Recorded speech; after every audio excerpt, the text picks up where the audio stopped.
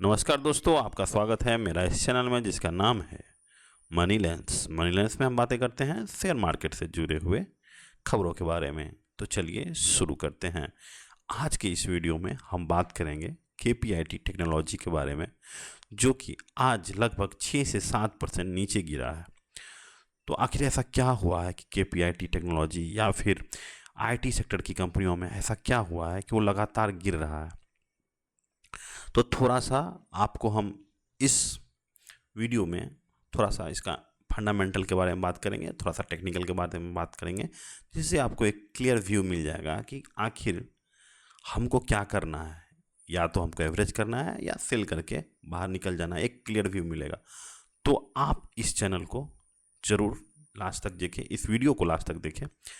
अगर हम देख रहे हैं कि हमारे चैनल को बहुत लोग देख रहे हैं लेकिन सब्सक्राइब और लाइक नहीं कर पा रहे हैं, नहीं कर रहे हैं, तो एक्चुअली मैं आपको थोड़ा सा टाइम दे रहे हैं कि आप इसको लाइक करिए।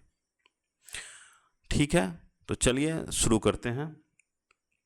देखिए, आज जो कल जो सीज फायर हुआ था इज़राइल और ईरान के बीच में, जो सीज फायर हुआ था, उसके कारण बाज़ार में तो आपको लगा होगा कि मोमेंटम थोड़ा थोड़ा आपको मिड कैप में हल्का सा बाज़ार ऊपर गया है, लेकिन जिस तरह का मोमेंटम होना चाहिए था उस तरह का मोमेंटम नहीं आया। इसके पीछे कारण क्या है कि देखिए, बाज़ार में पहले से भी आपको पता होना चाहिए कि बाज़ार पहले ही जब लड़ाई शुरू हुआ था तब भी वो थोड़ा सा ही नीचे गिरा था, कोई ज़्यादा तेज़ी से नीचे नहीं गिरा था। जो 200-300 पॉइंट का एक बार गोता लगाता है, ऐसा कुछ नहीं हुआ था। वो बस सिंपल थोड़ा सा नीचे गिरा था। और यहाँ पर भी देखिए, तो आज जो सीज फायर हुआ, यानी 12 दिन बाद जो सीज फायर हुआ है, उसमें भी आपको कोई ज़्यादा बड़ा मूव, ज़्यादा बड़ा मोमेंटम बाज़ार में नहीं दिखा था। तो ये चीज़ बताता है कि बाज़ार जो है पहले से ही सब कुछ जानता है कि आखिर भाई ये क्या है। बाज़ार जानता था कि ये लोग जो है झूठ का नौटंकी कर रहे हैं, 2 मिसाइल इधर मारेंगे, 3 मिसाइल वो मारेगा, वो उसको बोलेगा, वो उसको, हम इसको गिरा दिए, हम इसको गिरा दिए। तो एक्चुअली में हर कोई अपना स्कोरिंग करने में लगा हुआ है। तो इसीलिए आप देखे होंगे कि बाज़ार में ज़्यादा वॉलेटिलिटी नहीं है। और इस चीज़ को हम पहले भी बताए थे कि जिस तरह का S&P 500 का विक्स है, यहाँ का नहीं है, ये अमेरिका का विक्स है, यानी वॉलेटिलिटी इंडेक्स है। ये बताता है कि मार्केट में कितना वॉलेटाइल है। तो यहाँ देखिए, तो बाज़ार जब लड़ाई शुरू हुआ तब पर भी वॉलेटाइल नहीं था। देखिए, यहाँ 25 के ऊपर जाता है तब आप समझिए कि हाँ, थोड़ा सा मार्केट वॉलेटाइल है। लेकिन ये हमेशा यहाँ से देखिए 19-20 के रेंज में आता है। या फिर इंडिया विक्स भी देखिए आप, तो ये भी आप देखिए, ये तो और नरम हो गया था। ये पहले ही बता रहा था कि भाई ये सब कुछ नहीं है। जब तक, एक बात आप हमेशा सुनिए, जब तक विक्स में वॉलेटिलिटी नहीं रहेगी तब तक जो है ये चीज़, जब तक विक्स में वॉलेटिलिटी नहीं रहेगी तो मार्केट भी तेज़ी से ऊपर या नीचे नहीं गिरेगा। तो एक्चुअली हम देख रहे हैं कि विक्स हमारा नॉर्मल था। इसी कारण हम पहले भी बताए थे कि मार्केट में कुछ भी नहीं करने का समय है। अगर थोड़ा सा भी गिरता है, वो सुबह का 9:15 से 9:30 के बीच का जो समय है, उसमें थोड़ा सा मार्केट गिरता है, तो उस समय आपको खरीदने का समय होता है, तो आप उस समय खरीद सकते हैं। लेकिन फिर भी अगर देखा जाए तो मार्केट ओवरऑल थोड़ा सा पॉजिटिव रहा, लेकिन उसका कोई फ़ायदा नहीं हुआ। और एक चीज़ इंपॉर्टेंट जो हम यहाँ बताना चाहते थे, तो हम पहले भी बताए थे, यहाँ पे देखिए ये 200 मूविंग एवरेज है और ये 50 डे मूविंग एवरेज है। तो यहाँ पे निफ्टी में क्या है, गोल्डन क्रॉसओवर होता है। जब 50 day moving average 200 moving average को काटता है, तो एक चीज़, टेक्निकल चीज़ बताता है कि यहाँ से मार्केट नीचे गिरने का संभावना नहीं रहता है। तो जैसे ही गोल्डन क्रॉसओवर हुआ था तो उस समय ही आपको पता चल गया था। तो मार्केट, देखिए, मार्केट झुनझुनवाला सर ने बताया था कि मार्केट आपको हमेशा गलत साबित करने का प्रयास करेगा, और आपको, अगर आप यहाँ से पैसा कमाना है तो उस गलत को आपको सही करना है। तो यहाँ पे आप, हर कोई जान रहा था कि भाई मार्केट गिरेगा गिरेगा, और मार्केट ने बता दिया कि हम भाई गिरने वाले हैं नहीं, क्योंकि ये लड़ाई झगड़ा ये थोड़े दिन चलेगा। जैसे पहले बताता था कि लड़ाई हो जाता था तो भाई स्टॉक बेचो, बाहर निकलो, ऐसे करके। लेकिन अब वो ज़माना नहीं रहा। अब एक जो ज्ञान का लेवल जो आप बोलेंगे ना, हर एक इन्वेस्टर के पास आ चुका है, और एफआई के पास आ गया है। और ये जो यूट्यूब और और जितने भी सोशल मीडिया हो गए या प्रिंट मीडिया हो गया, ये सबसे अब आजकल के इन्वेस्टर जो हैं काफ़ी जागरूक हो चुके हैं। वो भाई अब वो लोग भी अब अमेरिका बाज़ार पढ़ते हैं, ठीक है। तो इसी कारण आप बता सकते हैं कि मार्केट में बिल्कुल वॉलेटिलिटी नहीं है, और ये सीधा अभी जो कंसोलिडेशन फेज में, जो पहले भी बताए थे, कंसोलिडेशन फेज में चला गया है। तो वही हो रहा है, कंसोलिडेशन फेज में मार्केट चला गया है। तो अब यहाँ से मार्केट में अभी फ़िलहाल कोई चारा, यही अभी इस सप्ताह देखिएगा कि 2 कदम आगे चलेगा, 3 कदम पीछे चलेगा, फिर 2 कदम आगे चलेगा। जब तक अब आने वाले समय का, आज 24 तारीख हो गया, यानी 6 दिन बाद एक तरह से आप समझिए कि ये क्वार्टर अब ख़त्म होने वाला है। उसके बाद देखते हैं कि रिजल्ट का सीज़न शुरू होता है, उसमें दिखेंगे कि उसमें जलवा दिखेंगे कि भाई अब मार्केट को क्या करना। तब तक मार्केट अभी फ़िलहाल होल्ड में रहेगा, और जिस चीज़ के लगेगा कि अर्निंग अच्छा आ रहा है तो उसका जो है बाज़ार ऊपर की तरफ जाएगा, और जिसका लगेगा कि इसका अर्निंग नहीं आ रहा है तो उसका बाज़ार धीरे धीरे खसकते चले जाएगा। खसकने से याद आया कि भाई आज जो है केपीआईटी का बात करेंगे।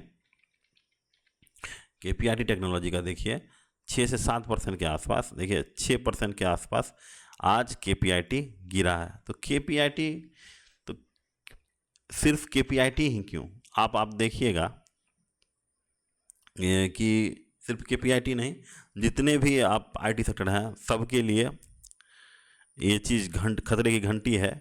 क्योंकि जिस तरह से एआई आ चुका है मार्केट में, और हमारा जो जितने भी आईटी की कंपनियां हैं वो लगभग आप समझिए कि सिर्फ कोडिंग, मतलब कि बैक, अमेरिकन अमेरिकन कंपनियों के बैक एंड काम करते हैं। यानी छोटा, जैसे कि अमेरिका अगर अगर गाड़ी बनाता है, लैम्बोर्गिनी या फिर जो भी गाड़ी बनाता है, तो हमारा जो है देश उस कार का, उसमें समझिए पंचर का बनाने का काम करता है, मतलब कि उसका छोटा छोटा पार्ट्स बनाने का काम करता है। तो यही चीज़ होता है कि क्योंकि असली इनोवेशन जो है अमेरिका में हो रहा है, और उसका जो बैक एंड काम है, कोडिंग लिखना हुआ, जो भी है, बग निकालना हुआ, ये सब काम हमारे देश के जो छोटे मोटे आईटी कंपनियां हैं उन लोग को दिया जाता है। तो एक्चुअली में ये केपीआईटी अपने हाई पे देखिएगा 100 से ऊपर का पी पे बिकता था ये पे। लेकिन जब से एक हेडविंड आया है, यहाँ पे देखिए 68, यहाँ पे देखिए 90 तक पहुँच गया था। तो जब से ये हेडविंड आया है अमेरिका में एआई के आने से, आईटी कंपनियों में, वहाँ पे बड़े बड़े जो दिग्गज कंपनियां हैं वो सब एक तरह से आप देखे होंगे कि छटनियाँ शुरू कर दी है। तो जब वहीं ही नहीं अगर काम है तो यहाँ पे कैसे होगा।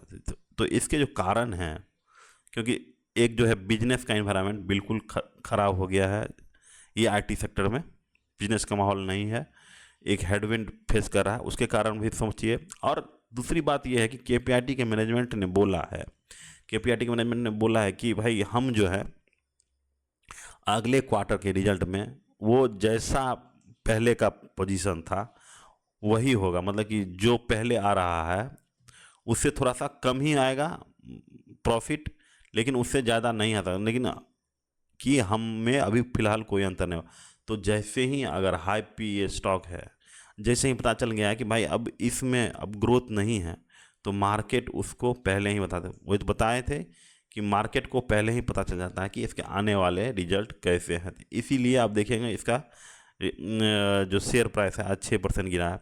और दूसरा बात जो इसमें और है कि यूएस में जितनी भी इसकी सब्सिडरी कंपनियां हैं जहां से ये डील्स लेती हैं, वो डील जो है इसमें आना कम हो गया है, डील का इनफ्लो जो है केपीआईटी में हो गया है कम। इसके कारण आप देखिएगा कि इसका जो रेवेन्यू ग्रोथ होगा वो धीरे धीरे कम की तरफ चला जाएगा। तो इसीलिए इसमें अभी फ़िलहाल ग्रोथ नहीं है। दूसरा है कि दूसरा है कि नैस्डैक अगर चलेगा, अगर नैस्डैक अगर चलना शुरू हो जाएगा तब ये चलना शुरू होगा। तो वहाँ पे आप देखेंगे कि नैस्डैक अभी चल नहीं रहा है। नैस्डैक अगर नहीं चलता है तो केपीआईटी जैसी टेक्नोलॉजी को चलना मुश्किल है। तो हमारा आईटी सेक्टर तभी चलेगा जब अमेरिकन आईटी सेक्टर चलेगा, क्योंकि हमारा आईटी उस पर डिपेंडेंट है, ठीक है। तो ये, और ये थोड़ा सा अथी देख लीजिए, इसका पी देखिए 42 का फिलहाल अभी अब रीजनेबल हो गया है, लेकिन जिस तरह से हेडविंड आ रहा है तो इस पी को और कंट्रैक्ट करता चला है। आरओई अच्छा है, सेल्स ग्रोथ है, बाकी सब ठीक है, लेकिन यही है कि यहाँ पे इस सेक्टर में अभी हेडविंड है, तो अभी आपको इस सेक्टर से बच के ही रहना पड़ेगा। जब देखिए फिर एक नया दौर आता है तो फिर इसको देखा जाएगा कि फिलहाल तुम एक तरफ से, अगर मेरी तरफ से समझिएगा तो मेरी तरफ से अगर हम आपकी जगह होते तो नहीं लेते ऐसे स्टॉक्स। ठीक है, अगर अभी भी मेरा थोड़ा सा भी वीडियो आपको फ़ायदा किया या थोड़ा सा समझ में आया तो चैनल को ज़रूर से लाइक कर दीजिए, इससे हमको प्रोत्साहन मिलता है, सहायता मिलता है। Thank you, have a nice day.